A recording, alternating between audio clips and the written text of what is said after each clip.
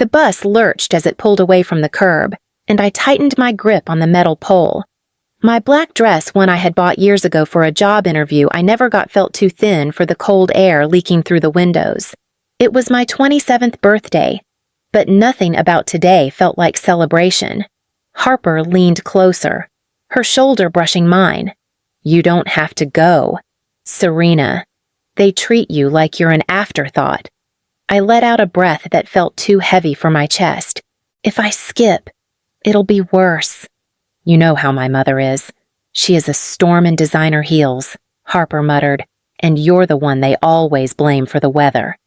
The corners of my mouth twitched, but it wasn't a smile. Today, my parents had booked a dinner at La Lumiere, one of those places where the waiters whisper and each plate costs more than half my weekly groceries. I could barely afford bus fare, yet I was expected to show up looking grateful. A crumpled envelope stuck out from my bag, the one forwarded from my parents' house. It had the crest of Crescent Bay Trust Bank. I still hadn't opened it. Harper eyed it. "Serena, that's the third one this month." "I know. I just can't deal with one more problem right now." The truth was, I was scared it was another warning about overdue student loan payments or a notice that my account had dipped below 2 digits again. I already knew I was sinking. I didn't need a letter to confirm it. Harper nudged me. "Softer this time. Losing your job wasn't your fault." I stared at the scratched plastic window, watching the passing buildings blur. My parents didn't even acknowledge it. I told my mother, and she said I needed better financial discipline. Then she reminded me not to be late for dinner. Harper let out a short, sharp laugh. Of course she did. I swallowed the lump in my throat. "I just need to get through tonight." "And after tonight," Harper said, "maybe you stop letting them set the terms." The bus slowed as it approached the stop. My phone buzzed a message from my mother. "Do not embarrass us tonight." I stood, legs stiff, and Harper squeezed my hand. "Tell your story. Serena, someone out there needs it." Her words settled deep, steadying me as I stepped off the bus and walked toward the golden lights of a world I never truly belonged to. La Lumiere glowed like a place meant for people who never worried about rent. I pushed through the doors, smoothing my dress, even though nothing could make it look expensive. My mother, Lillian Aldridge, spotted me immediately. Her smile was polished, sharp enough to leave marks. "Serena," she said, brushing her cheek against mine without actually touching. "You cut it close. The reservation was for 7 o'clock. It's 7:05, I murmured. My father, Grant, didn't look up from his phone. Your mother values punctuality. She values control, slipped out before I could stop it. Lillian's eyes narrowed. What was that nothing? A waiter guided us to a table draped in white linen. 2 glasses of wine already waited. My mother nodded toward them. "We ordered for you. Something light." "You look tired." "I had a long week," I said. Grant finally looked up. "Losing a job isn't the end of the world. Serena, people recover." "I know," I replied, though the words scraped going out. "It might teach you about financial responsibility," Lillian added, adjusting her emerald bracelet. "Your generation depends too much on handouts." I stared at her, stunned. "Handouts? I've never asked you for anything." She laughed softly. "You ask without asking. It's in your posture." My jaw tightened. "I pay my own rent, my own loans, my own groceries, everything." Grant waved a hand. "It builds character. You should be grateful." A knot twisted in my chest, but I kept my voice level. I never said I wasn't. A pair of women at a nearby table glanced over, likely sensing the tension. My mother lowered her voice. "Serena, keep your tone down. You're drawing attention." I'm not the one raising my voice. Lillian's fingers twitched around her napkin. "I want tonight to be civilized. Do not make this difficult." A waiter appeared beside us. "Shall I bring your first course?" My mother nodded before I could speak. "Yes, and make sure the entrees arrive promptly. We have somewhere to be afterward." I frowned. Somewhere to be. You didn't tell me. She waved it away. It's not important. Grant tapped his phone again, ignoring both of us entirely. I swallowed the ache climbing my throat. This was supposed to be my birthday dinner, yet somehow I felt like an inconvenience they were forced to endure. Then the dining room doors opened. The staff straightened instantly, murmurs rising like a tide. A tall figure stepped inside, silver hair, firm steps, the kind of presence that bent the room around him. My heartbeat stumbled. My grandfather, Magnus Aldridge, had arrived. My mother's smile froze first. It didn't crack it calcified, like she was holding it together with sheer will. My father stood so abruptly his chair scraped across the polished floor. Magnus. Lillian breathed. You did not tell us you were coming. My grandfather gave her a nod that held no warmth. If I had, you would have tried to change the venue. And I like this place. He turned to me, and everything in his expression softened. Serena? The sound of my name in his voice unraveled a tension I hadn't realized I was carrying. He reached out, steady and sure. I rose, letting him pull me into an embrace, brief but solid. You look lovely, he said quietly. Thank you for coming, I whispered. I didn't know you were not supposed to know. He released me gently, then faced my parents. Shall we sit? Grant cleared his throat. We were not expecting a fourth guest. Father. Magnus lowered himself into the empty chair without asking permission. I am aware. A server rushed over with an extra place setting. My mother leaned toward Magnus. Voice sugar-sweet but trembling. If you had told us, we would have prepared something more suitable. I prefer authenticity, he replied. Even when it is uncomfortable. Lillian went still. Grant forced a laugh. Well, this is a surprise, but a pleasant one. Magnus shifted his gaze to him. That depends on the evening. The temperature at the table seemed to drop. I watched my parents carefully noticing how Lillian's fingers fidgeted with the stem of her wine glass, how Grant couldn't hold his father's eyes for long.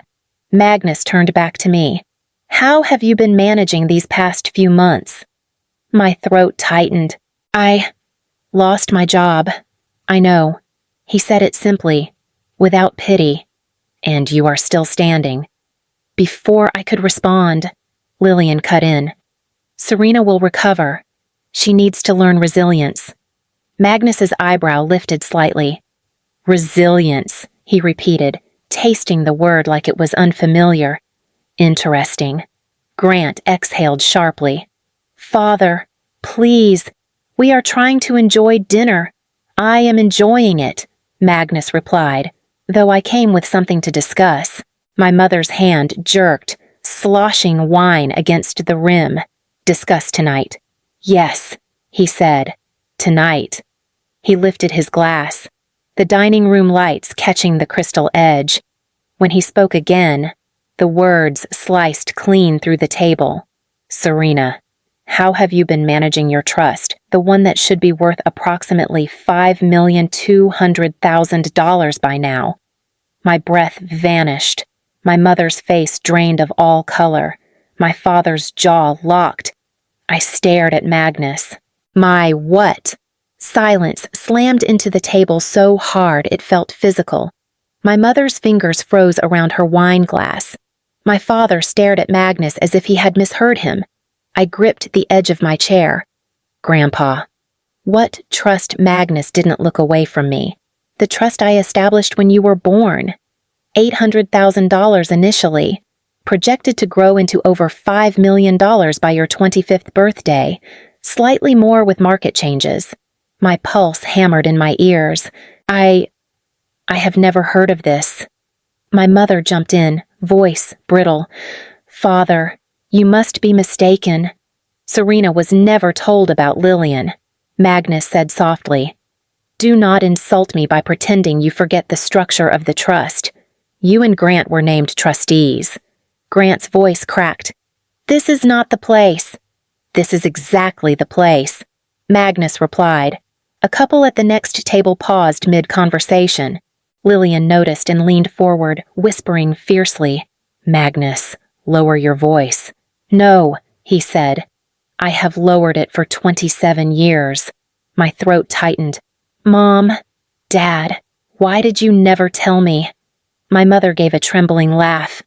"Darling, trust accounts are complicated. We planned to explain everything when you were more stable." "More stable?" My voice shook. "I have been drowning for years," Grant interjected. "We were protecting you. Young people mismanage money. We did not want you to become irresponsible." Magnus scoffed. "That is a curious justification, considering the withdrawals." My parents went still. Magnus placed his napkin on the table. "We will finish this privately." Then he looked to the server standing near the wall. "A private room." "Now," Lillian sputtered. "Father, this is humiliating." "For whom Magnus asked." The waiter guided us through a side hallway. My steps felt weightless and heavy at the same time, like walking through numbness. My mother hissed under her breath, "This is unnecessary drama." "We can discuss it later." Magnus didn't turn around. Later never came. We entered a dim private dining room. The door shut behind us with a quiet click. It sounded like a lock ceiling. A woman stood inside, tablet in hand, sharp eyes, calm posture. Magnus gestured toward her. "This is Ivana Price," he said. "She has assisted me these past months." Another figure stepped forward, a man in a tailored suit, carrying a folder. "And I am Caleb Winslow. Counsel." My father's face blanched. "You brought a lawyer. I brought the truth," Magnus said. He sat, motioning for me to take the chair beside him. I did, though my legs shook. My parents sat across from us, boxed in by silence. Caleb opened the folder, sliding a stack of papers across the table. "Miss Aldridge," he said, voice steady, "this is the documented activity on your trust. Funds that should total over $5 million are now reduced to $240,000. My breath caught. My mother looked away. My father's throat bobbed. Magnus tapped the page lightly. We will go line by line. The walls seemed to contract around us. The world outside faded. All that remained was this room, this table, and the truth that was about to dismantle everything I thought I knew. Caleb placed the first sheet between us. Columns of numbers filled the page. I stared at them, unable to make sense of anything except the sinking feeling in my stomach. "We will begin with the earliest withdrawal," Caleb said. "A mortgage payoff for the Aldridge residence. $620,000. My mother straightened. "That was a family decision. The market was unstable. We protected the asset." Magnus's tone cut clean. "You used Serena's future to secure your own." Grant's jaw twitched. "We intended to reimburse the trust." Caleb flipped to the next page. 2 luxury electric vehicles, totaling $210,000. My father snapped. "Transportation is a necessity." "Necessity," I whispered. "I take the bus." "Dad." Lillian's voice wavered. "Serena, you misunderstand. It was all temporary. We managed the funds. You were not ready." "Not ready." My voice broke. "For my own money." Grant leaned forward, palms flat on the table. "Do not raise your voice." We did what any responsible parents would do. Magnus exhaled slowly. "Grant, responsible parents do not siphon their daughter's trust to maintain a lifestyle they cannot afford." Ivana swiped her tablet, projecting another line item. Home renovation, $390,000. Lillian tried to smile, but it wobbled. "We upgraded the house for family gatherings. It benefits all of us." "I have not been invited to your house in over a year." I said. Her mouth tightened. Caleb continued. "Business investment into Lillian Aldridge Interiors, $450,000. My mother's voice shot up. It was a loan. Caleb looked at her. There is no repayment, no contract, no interest agreement. Magnus turned to Lillian. You used your daughter's trust as venture capital. Without her consent. Lillian's composure cracked. If the business had succeeded, but it did not. Magnus said. The room pulsed with tension. I felt my breath thinning as Caleb lifted the final pages. And the largest withdrawal. He said, purchase of a coastal property in Carmel, $1,950,000. The deed is under Grant and Lillian Aldridge. My parents went completely still. Magnus looked at me. This was bought with your money. Serena. I pressed my hands into my lap. A house, I whispered. You bought yourselves a house. Grant's voice came out strangled. It was an investment. Stop calling it an investment. I said, call it what it is. No one spoke. Then Ivana tapped her tablet again. There is one final item. She handed Magnus a document. His face hardened even more. He slid it toward me. 2 plane tickets. One way, Ivana said softly. To Costa Rica. Purchased 5 days ago. My mother blanched. That is taken out of context. Magnus cut her off. You planned to flee. Grant shot up from his chair. We were not fleeing. We needed space. Space, Magnus repeated. Interesting word choice. His eyes held my parents like a vice. Especially considering you attempted to transfer $75,000 into an offshore account? I felt something inside me collapse, not like breaking, but like the truth flattening everything that came before. My parents had sat with me, smiling, celebrating my birthday, knowing they were preparing to disappear. Magnus placed a hand on the table, steady and final. Serena, the decisions from here forward belong to you. When I pushed open the apartment door, Harper was still awake on the couch, legs tucked under a blanket, a half-finished mug of tea beside her. She looked up the moment she saw my face. Serena, what happened? I shut the door behind me and leaned against it, the weight of the night finally breaking through whatever was holding me together.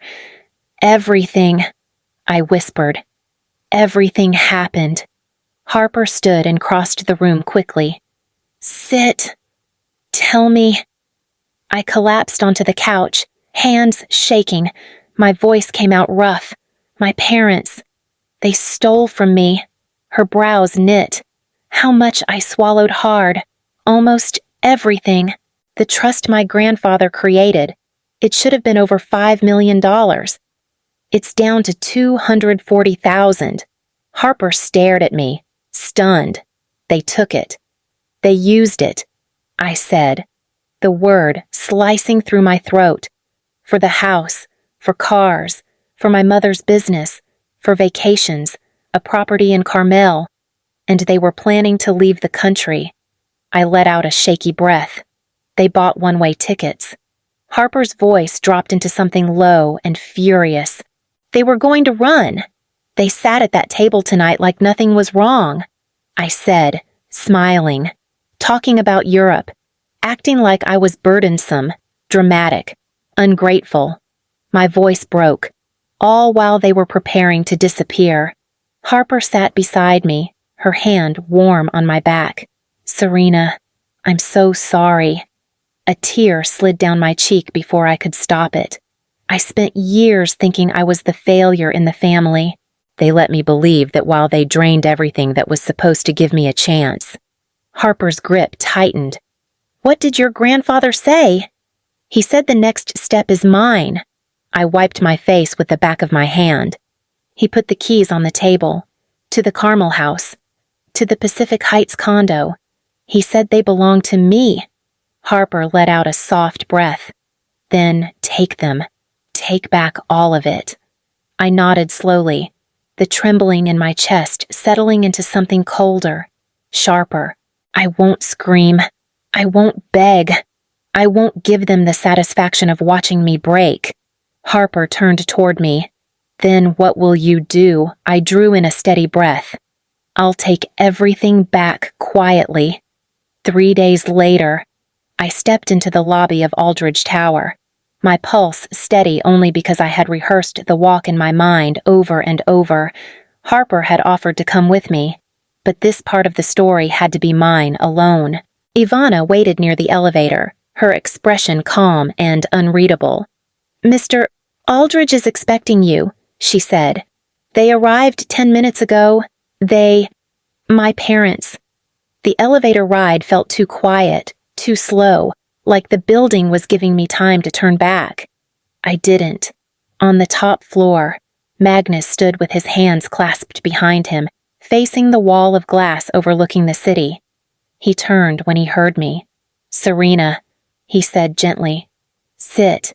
My parents were already seated at the long conference table. Lillian's eyes were red but dry, as if she had cried earlier and decided tears would no longer serve her. Grant looked like he hadn't slept, his collar slightly askew, his posture tense enough to snap. I sat across from them. The distance felt wider than the table. Grant cleared his throat first. "Serena, we never meant for things to escalate this far." "That is not an apology," Magnus said. Lillian shot him a warning look. "Father, please, this is between us and our daughter." "No," Magnus replied. "This is between you and the truth." Caleb stepped forward, laying a thick stack of printed bank statements on the table. "The forensic audit is complete. Every charge, every transfer, every asset purchased with trust funds is documented." Grant pressed his palms flat. "We were trying to stay afloat. The recession hit harder than people realize." Magnus didn't move. "You used nearly $5 million of Serena's trust to maintain your image. That is not staying afloat. That is drowning others to keep your feet dry." My mother leaned toward me, voice trembling. "Serena, sweetheart, we were going to tell you. Eventually. When I asked. After you sold the Carmel house. After you disappeared." Lillian flinched. Grant tried again. "We were desperate." Caleb slid forward a final sheet one with a highlighted section. "This transfer to an offshore account in Costa Rica happened 2 weeks ago. $75,000 moved without notification." My parents said nothing. Ivana placed photos on the table, images of the Carmel home, the designer furniture, the luxury trips. She spoke softly. "You should know exactly what your parents valued more than you." My chest tightened. "You took everything," I said, my voice low. "Not just the money, the years, the chances, the choices I never got to make." Lillian's breathing hitched.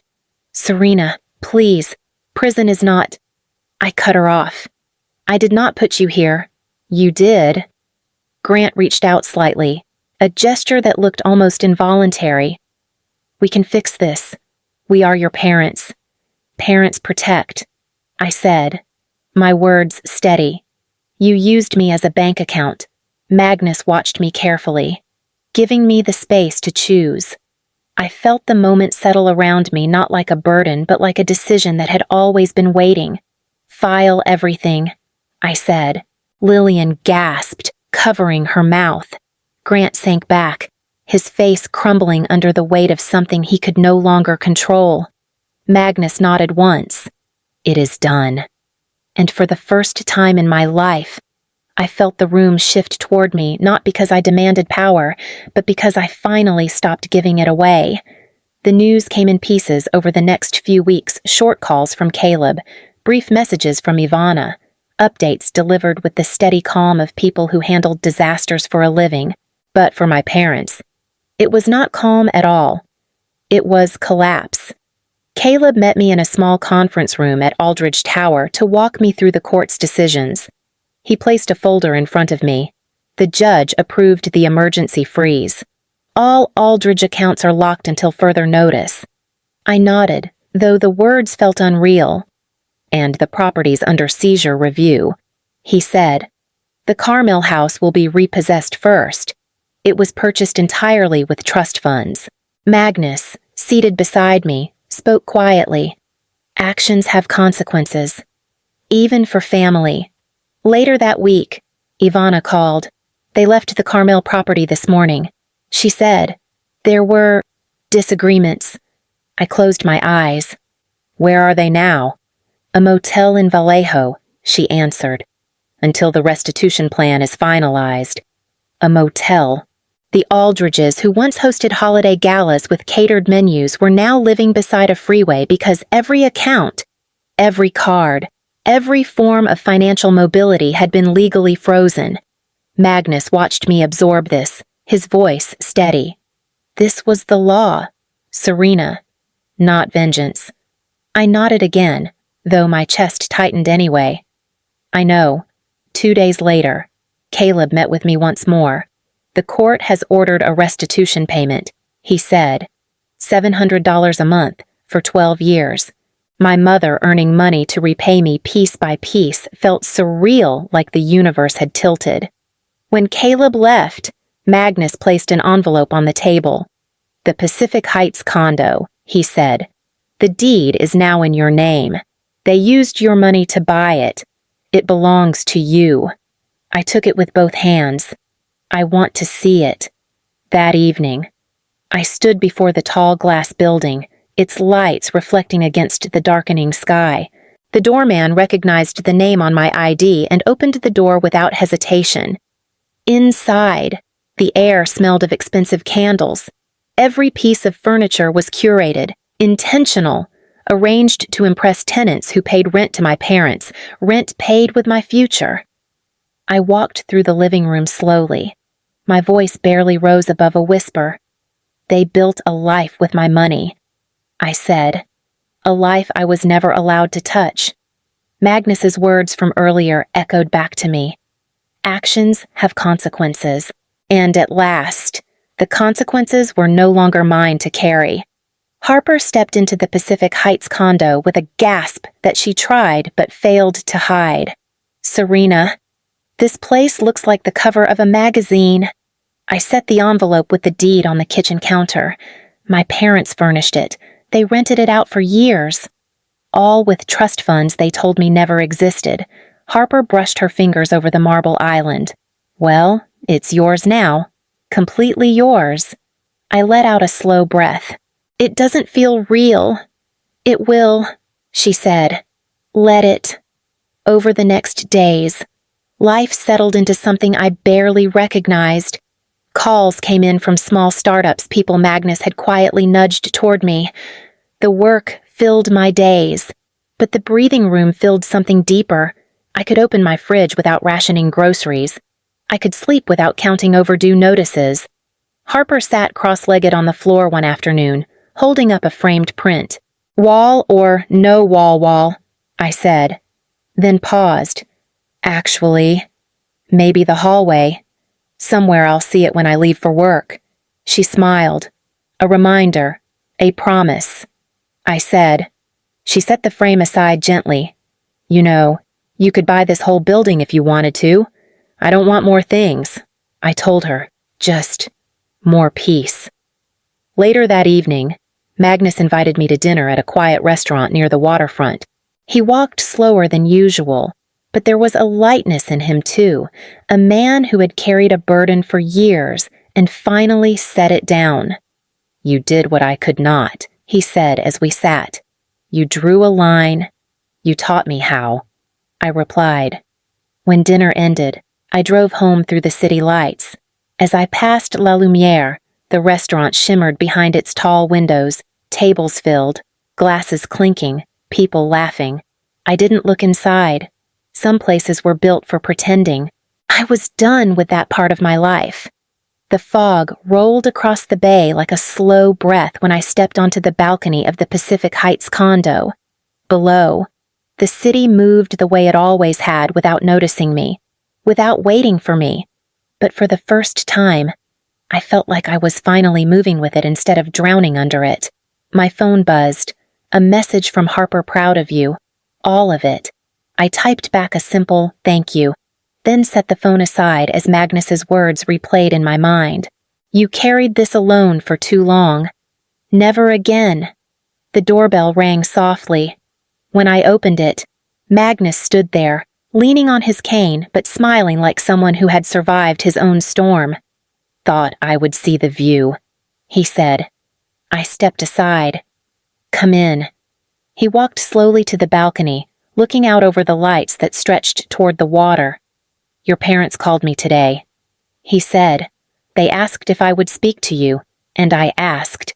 I told them no." He glanced at me. "You do not owe them what they refused to give you." A quiet settled between us, not painful, not empty, just true. "I used to think," I said, "that family meant sacrifice, even if it hurt." "It does," Magnus replied, "but not one-sided. Not like what they did." He rested a hand on mine for a moment, warm, steady. "You rebuilt something they tried to take. Not the money. Yourself." I breathed in, letting the calm settle in my ribs. "I am not angry anymore. You are free," he corrected. He left soon after, and I watched the city shimmer until the fog swallowed the skyline. When I finally stepped back inside, I felt grounded in a way I had never known. What my parents stole no longer defined me. What I reclaimed did. And if anyone out there has lived a story that cuts a little too close to mine, stay with me. There is more to tell. And someday, one of these stories might help you take back what was always yours.